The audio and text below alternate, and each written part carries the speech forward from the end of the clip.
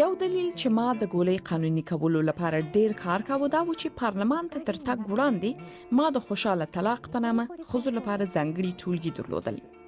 طلاق او د ماشوم زیانول یو له بل سره نږدې اړیکې لري.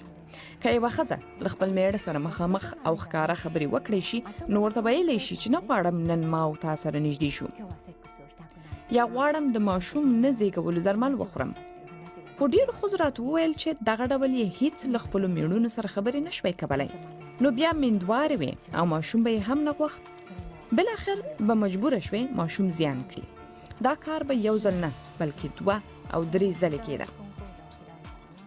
نو ما فکر وکړ چې ښځې باید وکولی شي پر خپل ځان د ماشوم زېږولو په برخه کې کنټرول ولري.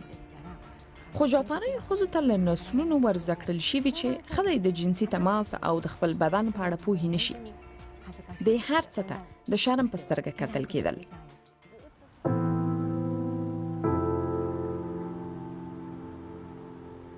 زه په 1980 کلونو کې پارلمان ته ولاړم. نو په قانون کې داسې بدلون چې له مخې یې ښځو وکولی شوی د ماشوم نه زېږولو درمل وخوري زما لپاره مهمه مسله شوه. نو زه د روغتیا وزیر ته ورغلم. ما ویل د دې وخت چې دا ګولۍ قانوني شي. هغه راته ویل میرمن مډوکا دا ګولۍ په لویدیځو هیوادونو کې قانوني ده او دلته ځکه نه ده چې د جاپانۍ ښځې بدن له لویدیځوالي بدل دی. ما غوښتل ورته وایم چې دا څه په ګډو وډو سر یې. بیا د 1990 کلونو په پای کې وایاګرا راغله. د سړیو لپاره وه. جاپان کې په 6 میاشتو کې قانوني شوه. دې کار موږ ښځې ډېرې غوسه کړو.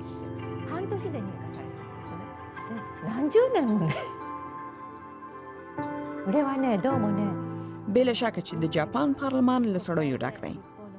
ځکه خو د سړیو لپاره ګولۍ په 6 میاشتو کې ومنل شوه.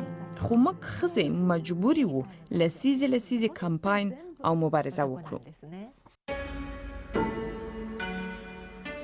په 1999 کال کې جاپان کې د ماشوم نه زېږولو درمل قانوني شول.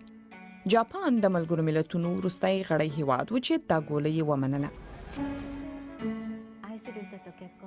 زه سیاست ته ځکه ولاړم چې قانون بدل کړم.